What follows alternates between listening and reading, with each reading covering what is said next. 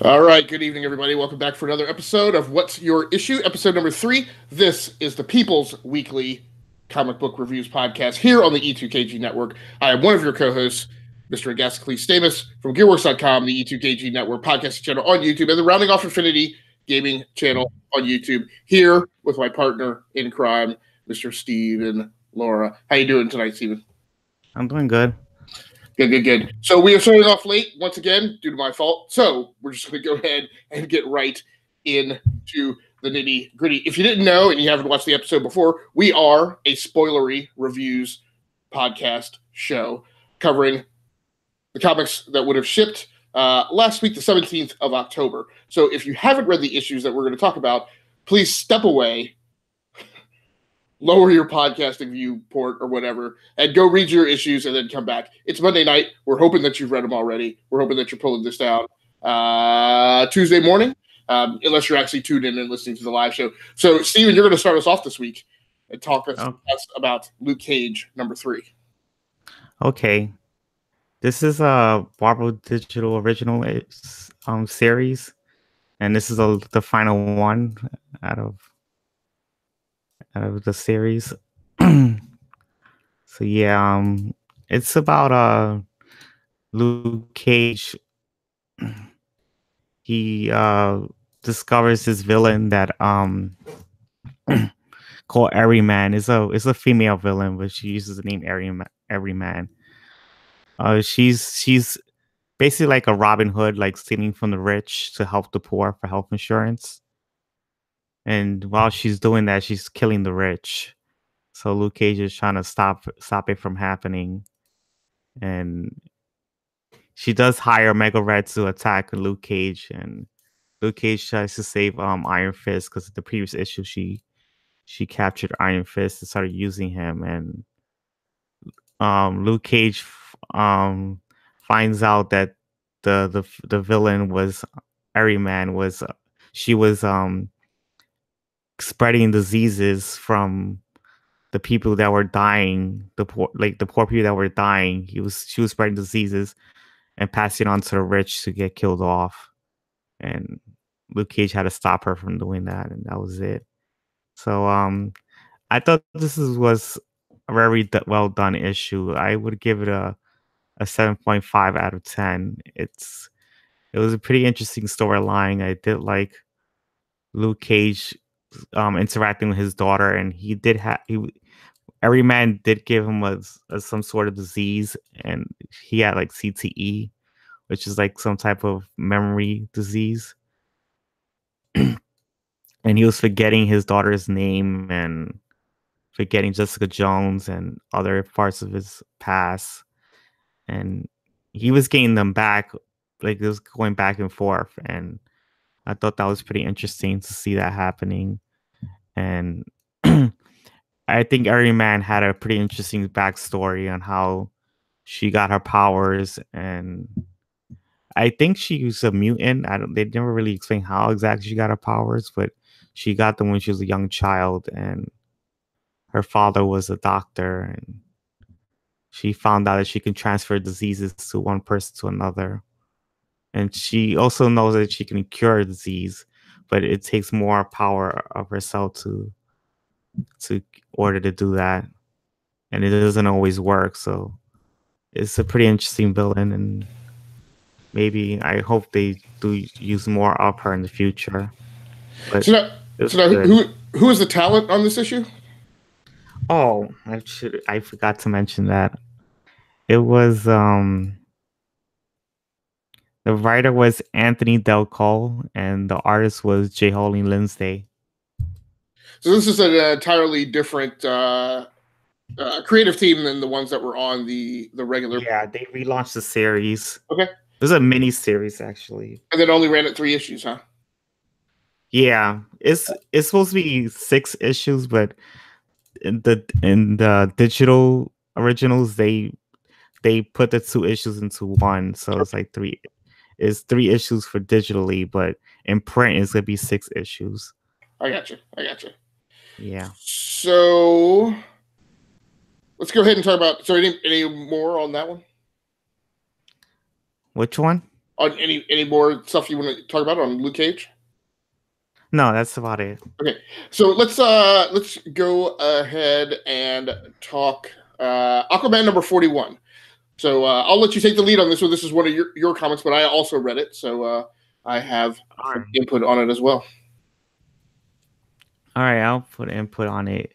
What is it? Aquaman from number 41. It was is the writer was Dan Abnett and the artist was Land Medina. And this issue was the Drowned Earth tie-in. It was about it takes place after Justice League number 10, and this issue had to deal with Mira finding out what's been going on with planet Earth, because she noticed that the people that were like in the ocean, or like the Atlanteans, were turning into monsters, and she was talking with Batman to get things prepared and figure out what to do, because anyone who touches the ocean turns into a sea monster, and they're trying to figure out what to do, and they lost communication with the Justice League, and Mira tries her best to stop all the monsters all the Atlanteans that's turning into monsters, but she ends up being the last remaining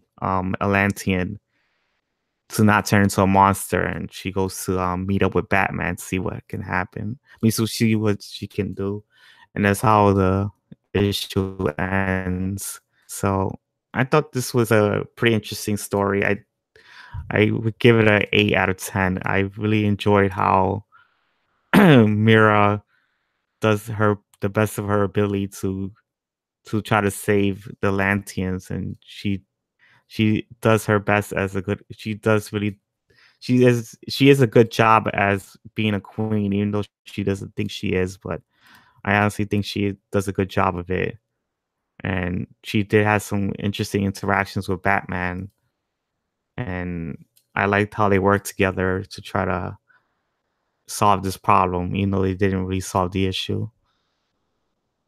That's about it. Yeah. So, what did you think of the costuming in here? I really like. I noticed that Land Medina, the artist, puts her. Well, and actually, maybe it's Gabe Altiem. So, yeah. Interestingly enough, I am not familiar with Medina's work, but I'm very, very familiar with Vicente Cifuentes, who was on inks, and Gabe Altiem, who was on colors. So, two like top-notch guys on colors. I thought it was very interesting that they put her in a two-tone costume for this issue. So the inlet of her. Yeah, she's been wearing this new costume for a while. I mean, okay. Since the rebirth of Aquaman, she's been wearing it. Okay. But I do like it. Yeah, so, go ahead. And same thing. I also rated this issue an 8.0. I was a little not fully on board with some of the dialogue, like Batman.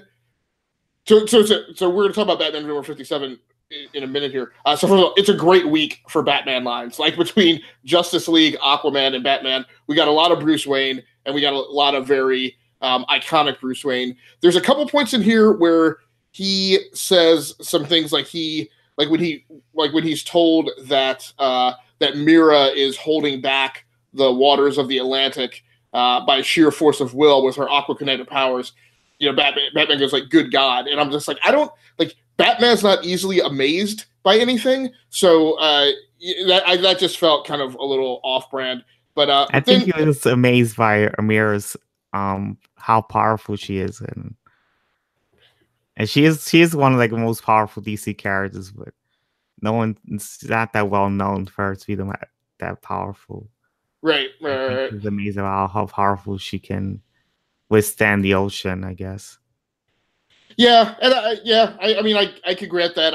I still felt it just felt like not very Bruce Wayne-ish, but then he does have a great line in here where Mira's like, "I made a promise to a little boy," and Batman's like, "You made a promise to me," right? That was kind of jerkish, right?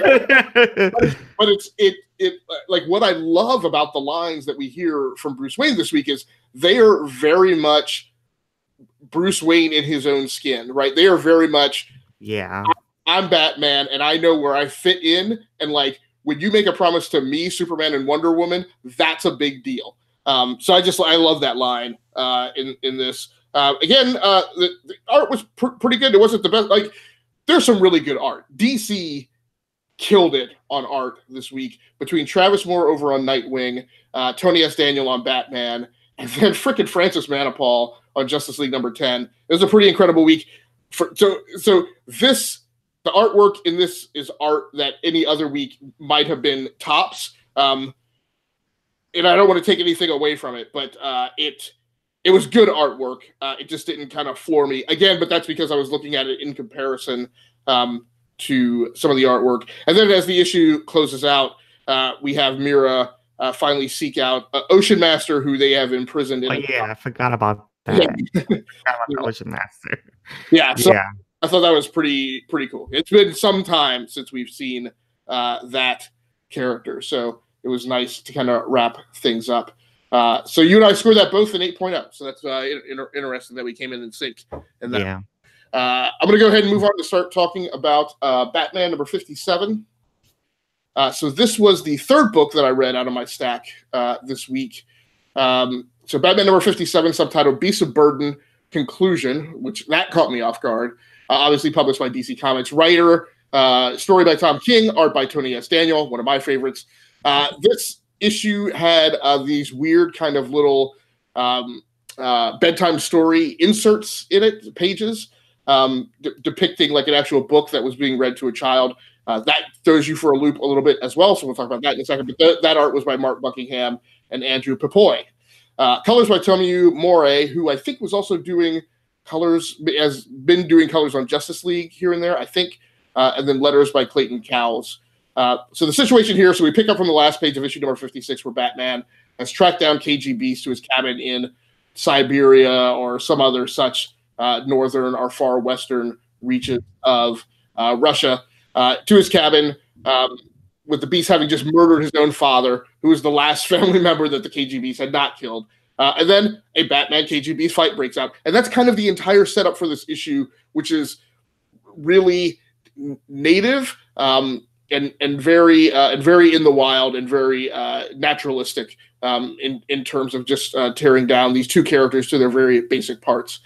On art, Tony Daniel was doing really great stuff in this issue. I actually think this issue is a little bit better than his last, which was his first issue back on Batman after being away for a while. Last issue, it felt like he was experimenting a little, and maybe he was kind of getting back into his groove on a regular ongoing. And last issue, I mentioned that Batman, he draws Batman with these weird snow gloves that had like tatters coming off of the thing when he does this really big portrait of Bruce trudging through the snow. Again, in last issue. This week, we're talking about this a little bit on Justice League 2. It seems like all of the DC artists are struggling with how to depict heroes when they go into super cold climes. Like they have things on them, and you're like, what? Why does that guy have that on in the snow? Like cold weather should not be a problem for him. But so last issue he had him in the snow gloves, and in this issue he does it. They're kind of weird little like over gloves that go over the full length forearm gloves, it looks like. But in this issue they didn't have like the rags and tatters like he had like warm weather wraps around his hands last issue. But at any rate, point is that I feel like in this issue Daniel is dialed into his more natural style, and it just comes off beautifully.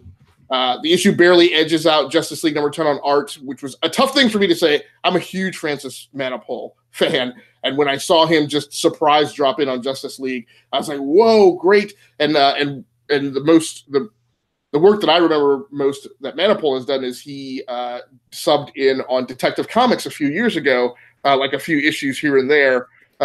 And then he used a darker, lower contrast art style, so it was just a much darker color palette.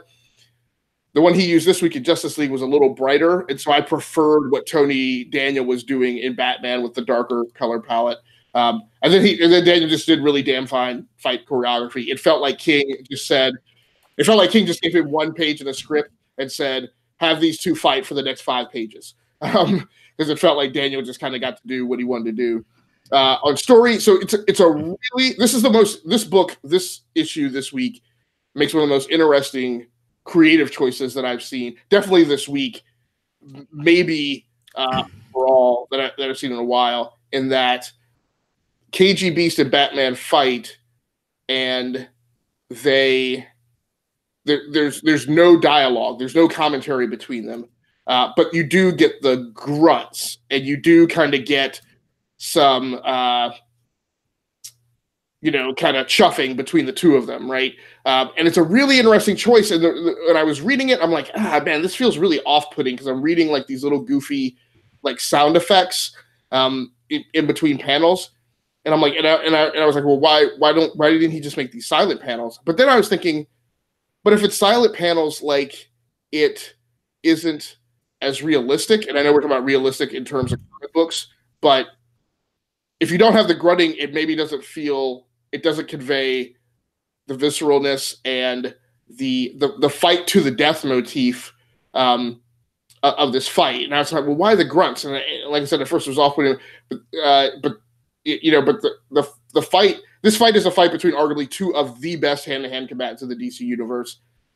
It's definitely, unquestionably, a fight to the death, and it's definitely big stakes. Like something. I mean, it was absolutely appropriate that something happened in this fight that has consequence. And so at the end of this fight, KGB has Bruce down on the ground. It looks like he's going to get the better of him, but Bruce fires the bat grappling hook right up into his chin and snaps his neck. So he does not killing KGB, but paralyzing him, and he's out on the ground. And then again, we get what is probably the most iconic. I feel like that whole page was the most iconic Batman page maybe ever written. But KG Beast offers him a trade and says, "Look, if you go and get help, I will tell you who hired me." And again, he refers to Nightwing as Batman's boy, as if he's his son, which it seems like the entire criminal world, as we mentioned last time we talked about Batman, it seems like the entire criminal world is convinced that Nightwing is Batman's son. Whatever. But he is technically. Yeah, well, yeah, right. But Batman tells him, I've got a 300-mile trek, to walk out of here to get you help. And then he goes, "I'm the world's greatest detective. I'll figure out who hired you. You can get your own damn help." And I'm like, man, that is like the ultimate Bruce Wayne line. Like him laying claim, because you feel like most of the time Batman just kind of, he doesn't own that title of world greatest detective. It's just like he knows it's something people say about him, but it's not what he thinks about himself. So it was awesome to hear him say it, and it felt so powerful for him to say it about himself, and then just to walk off and leave KG Beast there. I thought it was one of the great conclusions to a story. And then we closed the story out by then you pulling the camera back, and the whole time I thought, because the children's story that's being read is a children's story by a Russian author, I thought it was a story of the KGB's father reading him a story. It's actually Thomas Wayne reading Bruce a story. I scored this issue a 9.0 out of 10, which is incredibly high for me. Very few issues do I rate that highly. I felt like the creative team earned the ending to the story every step of the way, and I felt like the readership that's been on Batman, that is stuck with Batman, because I'm sure lots of people fell off in the run up to the wedding, and more fell off after the wedding. If you've stuck with Batman, I feel like this is a big payoff. It's brutal, violent, angry. We also see Bruce's expertise as cunning, and kind of that way that Batman has potentially won a fight and mapped it out in his head before his enemy has ever thrown the first punch. It's a new status quo, which is kind of weird after just 2 issues. And that's the only thing that kind of concerns me. And I'm like, so how long is it going to take him to track down Nightwing's, whoever contracted the hit out on Nightwing? Are we going to resolve that right away? Are they going to let it linger for a while? I'm actually okay with where we are right now with that marinating for like a 6-issue arc about something else and then coming back to it. It was just really weird that it's a 2-issue subtitle arc. And it also makes me wonder that Daniel isn't staying on it, and it's just has just done these 2 issues and then won't be on that, from here on out. So like I said, the whole thing is an interesting choice all around. Um, and I can't say that it won't work. I'm sure some people will go, well, he should have resolved this issue. But whatever, needless to say, I'm in it for the long haul. So, did you read this issue, Stephen? Yeah, I did read it. I really did enjoy it this time around, and I did like the last issue as well. And there's one interesting thing I noticed that I did like that Tom King decided to borrow some influence from the Arrow TV show because they have KGBs, but he's different. He's like a mob boss. I noticed that version of KGBs is a father in that storyline with Tom King. He's a father. He made him as a father at KGBs. That version of KGBs.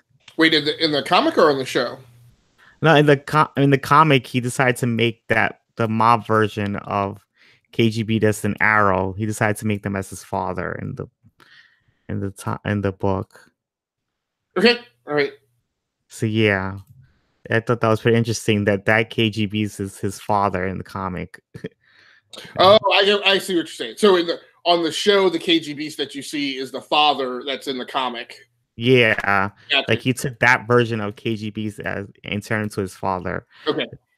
Yeah, because the KGB's an Arrow. He's a mob boss. He's not like what's in the comic books. Okay. Right. Gotcha. You have a different take on him. Very cool. So, how about Justice League Dark #4? All right, I'll talk about that. Justice League Dark #4 was written by James Tynion the fourth, and the artist was Alvaro Martinez Bueno. And I thought this was a really well done issue. I've been liking The Witching Hour. It's been a very exciting storyline. It's been crossing over with Justice League Dark and Wonder Woman, and I really like the mythology that the witches are given to the dark universe of the Justice League world. And in this issue, the witches are like controlling a specific hero, and her name is Monatu Dawn. It's like some Native American hero I never heard of.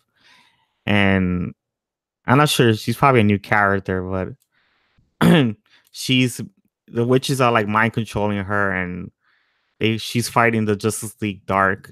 And Wonder Woman has the ability to she figures out how to control the witching powers that the witches gave her, and they weren't able to mind control her. Like, her will was pretty strong, and the Justice League Dark end up escaping, and they left Wonder Woman to fight off the witches, and Zatanna and Constantine end up staying, and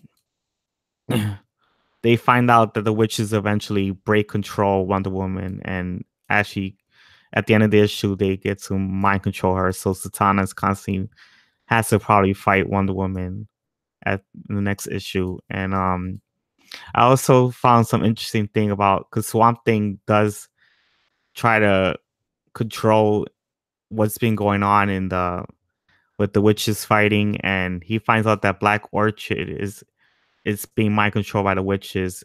And they also did save Deadman and his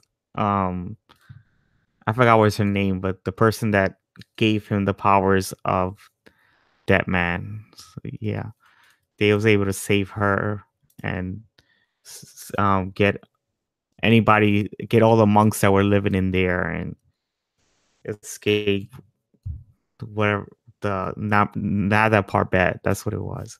Yeah.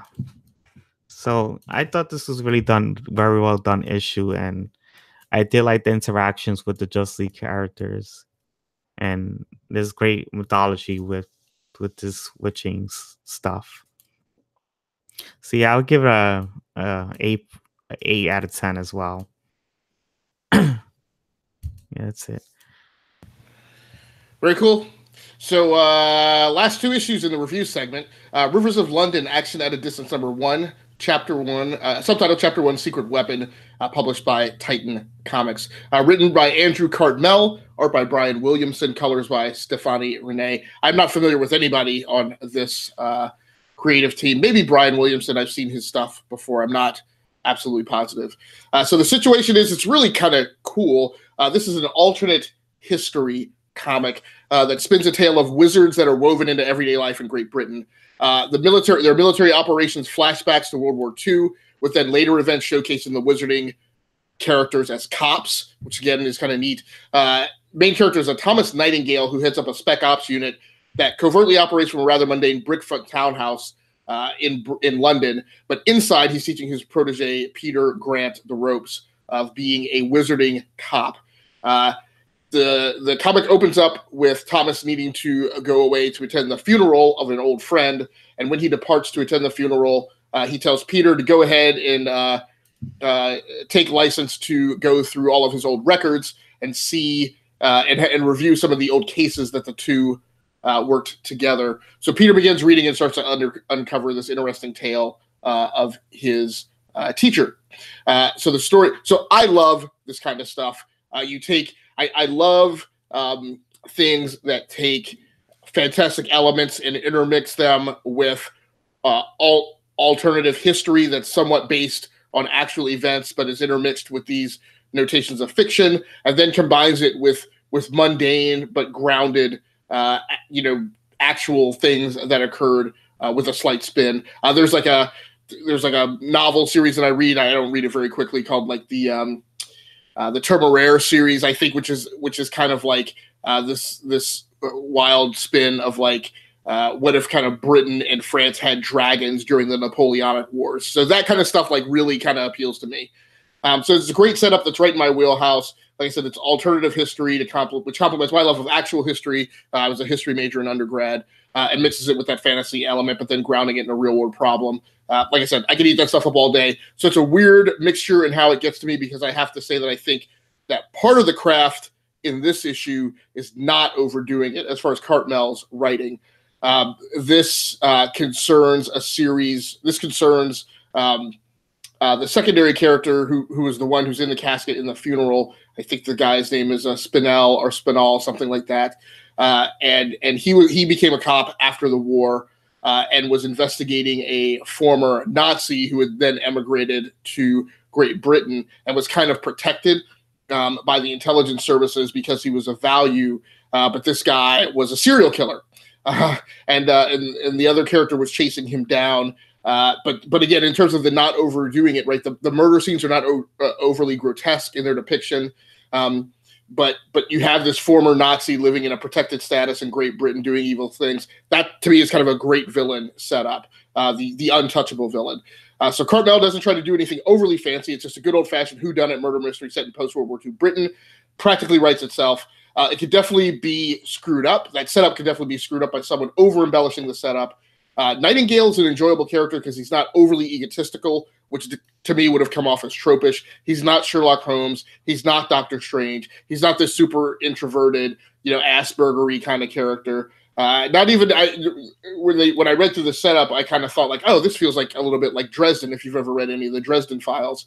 But he's not even as arrogant as Dresden is. So there's a storyline put together with a careful touch, and it's much more procedural homicide than wizarding.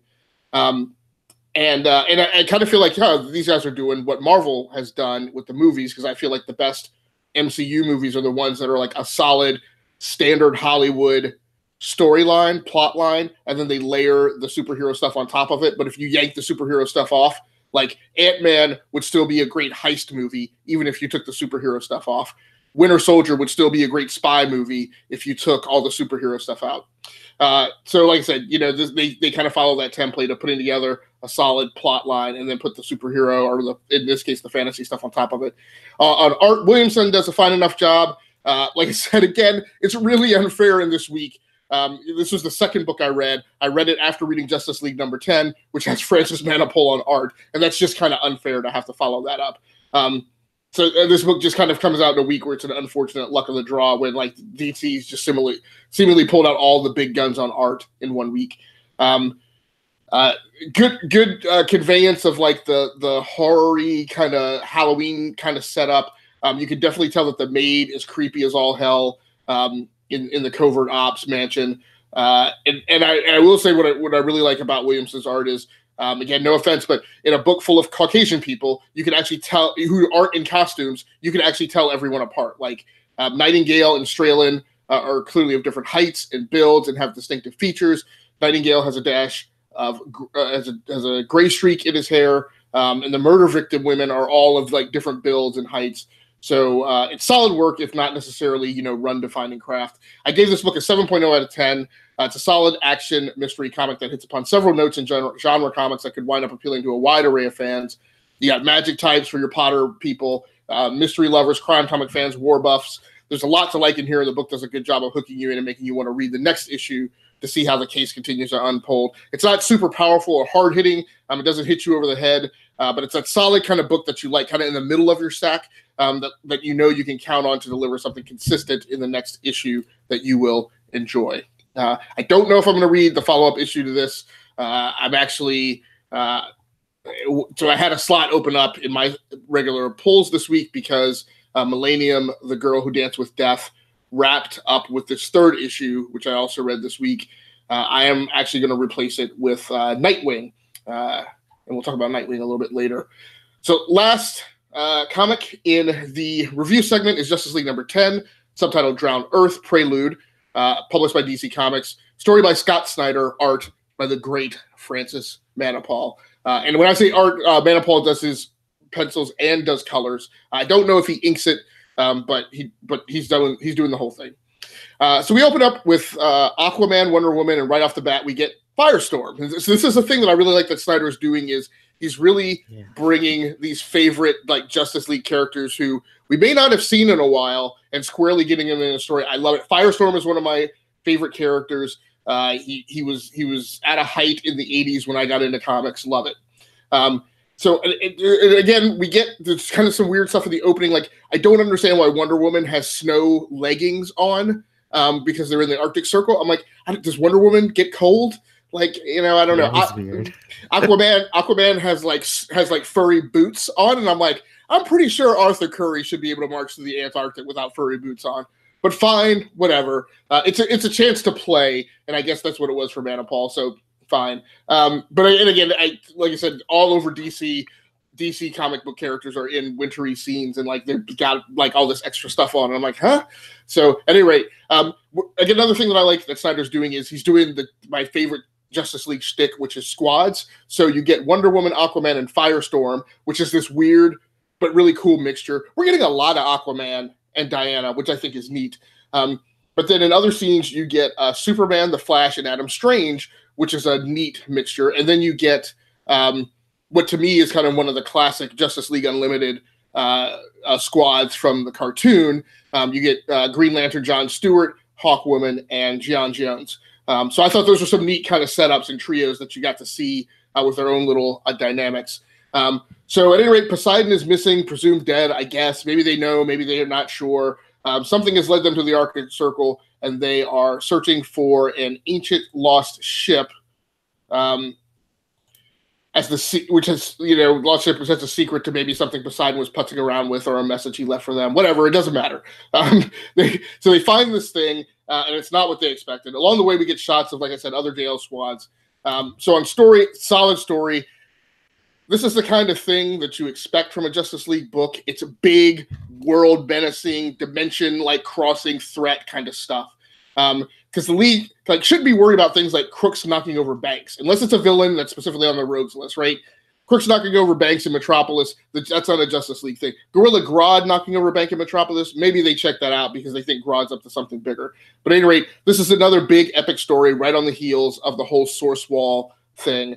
The only thing I ask is, yeah, they shouldn't be concerned about knocking over banks, but we're getting a lot of really big, almost event level kind of stuff in Justice League. And I just wonder, how many of those arcs do you string together before you do something like a personal story or a more character driven story? So it's just a heavy lift the way they're approaching it now. They're into their 10th issue on this run of big epic stories, and some part of me feels like, yeah, maybe you should take a break coming up here soon, especially for a book that's double shipping. But at any rate, this is on brand. I like to focus on the squads, and I feel like this is how you get to the heart of the league, which is all these little tiny relationships. Which is, I felt like when they did the Justice League movie, I felt like that's what the Justice League movie should have been about: is those little relationships between like pairs and trios of characters, not like the whole big group. But at any rate, again, it's neat because you see it's almost like a what if or like a Marvel 2-in-1 or a Marvel team up is what I'm thinking, is where you get like these characters that sometimes you see them together a lot, sometimes you don't. And like I said, we're getting to see a lot of Diana and Arthur. There's some neat things here with Batman still being in the full body cast. And it's also interesting. So that's in continuity with what's going on in Aquaman because it's a Drowned Earth tie-in. But of course, in the Bat books, like he's not in a full body cast and it's business as usual. So, but again, this is DC after like the post Rebirth DC giving creative teams license to tell great stories and giving them license to sometimes be outside of concurrent continuity, which I think is fine. So this is all the stuff that Justice League books are made of. Now, that being said, this is what they did in the first arc, and those books consistently scored a 7.5 with me. So what is it about this book that lifts it out above the mundane? Because again, an 8.0 for me is like a remarkable book that people should sit up and take notice of. What tips us over the edge is Francis Manapul's art. Now, I think the other artists, Ramirez and some of the other artists that have been on, they've done good work, but Manapul's art is just this is Frank Quietly level, Alex Ross level stuff. It's something that is beyond the norm, and I feel needs to be appreciated. I don't even think this is Manapul's best work. Like I said, the Tony Daniel stuff in Batman number 57, I felt like edged him, but man, this is still like a very special issue. Again, he's not using the heavier, darker colors, which kind of made it less appealing to me. And I mentioned I felt like the best stuff I read of his was in Detective Comics. This is still great. Panel work is exquisite. There are no two pages in the book that have the same panel layout. And I would hold to that claim because I actually flipped back through to try and test that theory.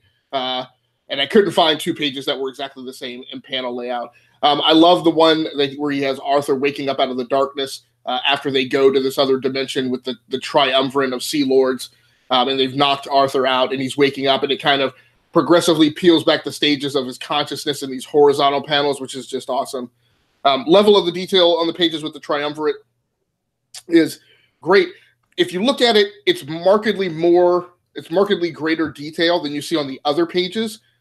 I don't know how many issues they've got Manapul on this book. I don't know that he's a guy who can do like a lengthy run with the style that he does. I think the style that he does takes more time. So so you can see, and I think you can see on these pages he does his regular shtick level of detail, but the other pages aren't so much. And I felt like that was him being pressed for time and under a schedule and not able to do it.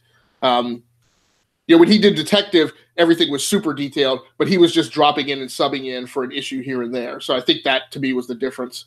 That might bode well because I would love to see him on a number of issues for Justice League, but I just don't know, how long he's going to be on. I scored this book an 8.5 out of 10. It's just beautifully put together. And I hope that one day we get to see Snyder and Manapul do kind of a one-shot, big story in graphic novel format. I asked him if he and Manapul had done anything like that on Twitter. He mentioned that they had done Justice League No Justice, which is now in graphic novel trade paperback format. So I will go check that out. Not quite the same as a full length. I'm thinking something like The Dark Knight, like one big, 60-something page story. But fine, I'll go check this out. I didn't know that they had worked together and done a large body of work. Francis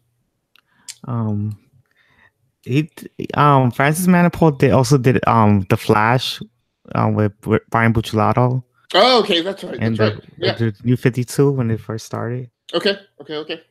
Yeah, I think he did Dark Side War as well. Okay, gotcha. Yeah. So at any rate, this issue to me was a lot of great stuff. Needless to say, this is the kind of issue that makes me love the fact that Justice League is currently in my regular recurring monthly pulls. It's been a long time since I've wanted to have Justice League in that stable, and a long time since even when I had it in the stable, I really feel like this is the book that kind of anchors the rest of my stack. So great issue. Did you read this, Stephen? Yeah, I did read this issue. I had to because it was connecting with Aquaman, the John Earth event, and I did enjoy this issue. I wasn't really expecting Firestorm to be there. Because the last time I saw Firestorm was in like a Legends of Tomorrow miniseries, and yeah, I didn't. I that was like a year ago, and I wasn't expecting to see Firestorm here. And it was pretty cool to see Adam Strange as well, because Adam Strange hasn't been used in a while, and I didn't think I was gonna see him here. So yeah, I really like the interactions with the Justice League characters, and Francis Manipold's art was beautiful on this book. And I did notice the light colors. It was more light colors than dark. Right. Yeah, and it's and like when I first saw Firestorm, I was like, wait, is this Ronnie or is this the other guy? And yeah, I think it's Ronnie and Jason. These views. Okay. Yeah. Well, but the thing is, like, I love the way that Snyder wrote it because it didn't matter. It's Firestorm, right? He didn't make it. He didn't. You can't really tell if it's supposed to be Ronnie talking or Jason talking. Right. So cool beans. So the best thing you read this week, Stephen, was what? It was cover number 2 by Brian Michael Bendis, and the artist is David Mack. So this is Bendis's like writer owned or writer initiated imprint label under DC. Yeah, it's Jinx World. Yeah, it's his own. It's like an indie book. I would consider it as. Yeah.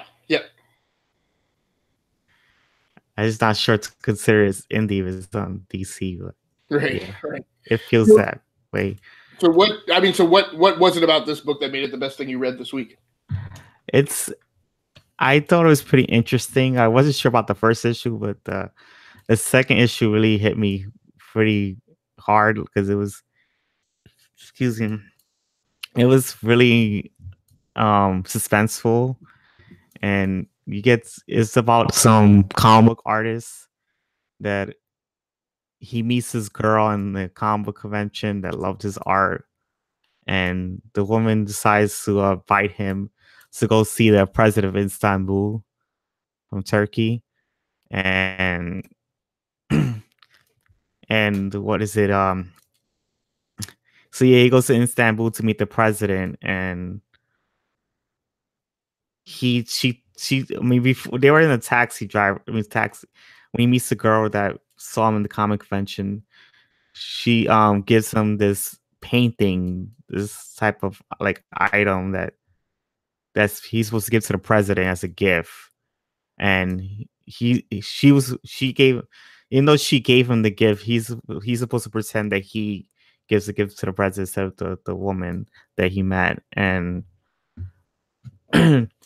he ends up giving the gift to the president. And there's also a story that there's also a investigation going on that takes place after the like it takes place way in the future of the story, and he's getting beat up by some guy that's investigating on what was in that item that was given to the president, and what was that girl that he met in the comic convention. And it's pretty interesting story. It's like some, I don't know, it's like some spy story that's going on, and I'm trying to it's pretty interesting. I'm trying to figure out what's going on in the story, and I do like that this is something that's not very superhero, and is a different feel to that, and I think that's pretty interesting.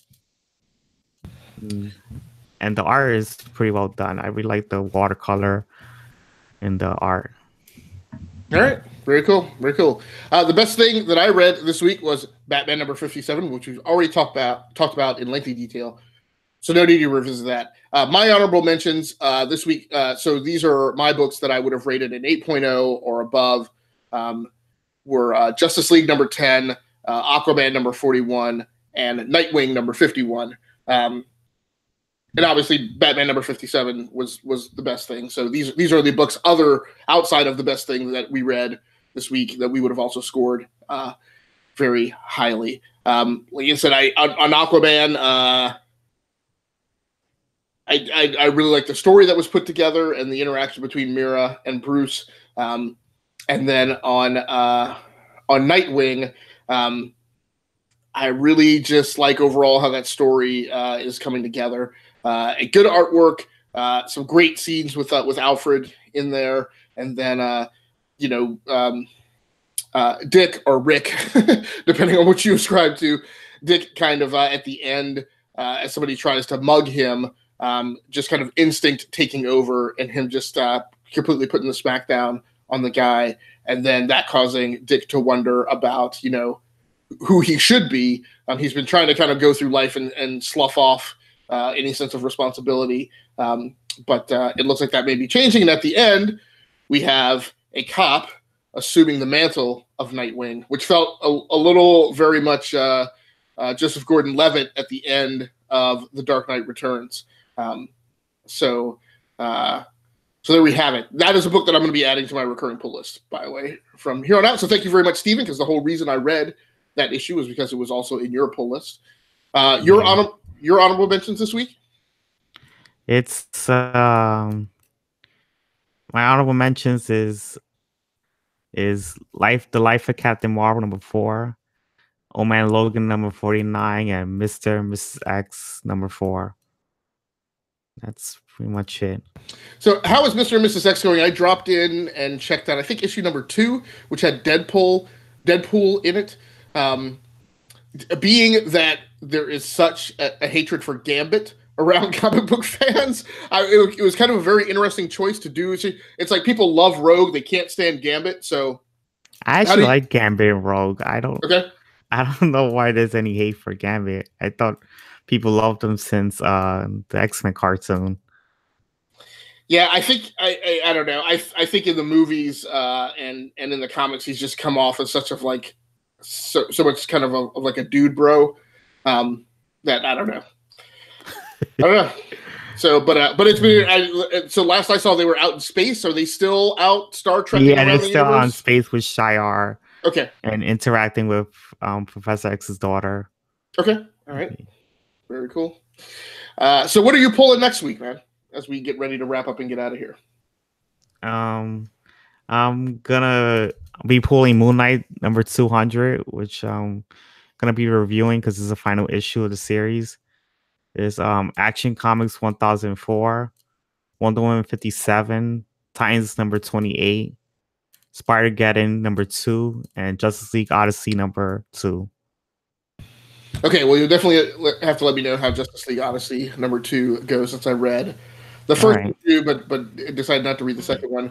I am going to be pulling The Punisher number 3. I will also be reading Wonder Woman number 57. I'm going to read Old Lady Harley number 1, which I'm kind of gritting my teeth about because I know you're a fan of them, but I've never particularly gotten on board with like the Old Man Logan thing. And then when they did, but I was okay with it when it was just that one, and now they do Old Man Hawkeye, and now it seems like DC. I'm almost wondering if this is like a pun or like a chip shot at Marvel with Old Lady Harley. It probably is a cheap shot. So I'm kind of not looking forward to that one, but I'll check it out. I'm also going to read Moon Knight number 200, and I'm going to read The Sentry number 5 because I heard that has actually been getting better, good, and that the Sentry maybe is being converted into a character that's not just a thing for you to loathe. From your poll list, I elected that I'm going to read Titans number 28. And I'm going to read Spider-Geddon number 2. Now, one of the things I read this week that I didn't talk about was Peter Parker Spectacular Spider-Man number 311, which unfortunately is a new creative team following the departure of Chip Zdarsky, which I was very impressed by Zdarsky's work on Spectacular. This sticking on a book after a creative team transition 50% of the time leads to some wailing and gnashing of teeth. I will say, if you're going to do that, the way to do it for me is to give me my favorite Spider-Man villain, which is Morlun. feaster of spiders, of the spider totem or whatever. So I really enjoyed that issue, but I've never been interested in this whole Spider-Verse, Spider-Geddon, Spider-Man family, like the Bat family, like rendition, like Marvel's version of the Bat family. But I will do a drop-in and check out Spider-Geddon #2 just to kind of kick around, just to potentially kick that around with you. So anything else that you want to talk about this week in the world of comics? Oh, this I think that's Century. I think Century's that Century #5 is supposed to be the final issue of that series. I heard it got canceled really? quickly. Wow. And that's kind of disappointing. Yeah, lots of fun. I was getting interested in it. And I don't know, it just didn't sell well. Just when it got good, right? And unfortunately, this is like a lot of final issues this week. Luke Cage #3, and then Moon Knight #200, unfortunately, which I'm not really sure what they're going to do with that character. It would be weird if they would shelve him, but they may be doing the immediate turnaround reboot like they did with Punisher. So it should be an interesting week next week. This week I was very DC heavy, but like I said, DC also killed it. My own stack next week is probably DC heavy again. Maybe it's a little more balanced. So nothing from the indies or the tier 2 or tier 3 pubs next week, which is a little interesting for me. But we'll be back here to Kit Comics with you, the listeners and viewers out there, as we try to do every week. Thanks so much for anybody who happened to swing by and check in on the live show. I did not look to see who checked in on the live show because I don't have chat enabled for tonight. So if you have any comments or any feedback for us, just drop them on the YouTube video or give us a shout out on Twitter and ask your questions. Otherwise, on behalf of Gearworks.com, the E2KG Network podcasting channel, and the Rounding Off Infinity gaming channel on YouTube, and my co-host, Stephen Laura. My name has been Agascles Stamus. This has been What's Your Issue, episode #3, counting down the comic books that shipped the shipping week of Wednesday, October 17th. We will be back here next week to cover the books that ship October 24th next week. Thanks once again. That's going to do it for us. Until next time, happy hunting and stay safe out there. We're out. All right.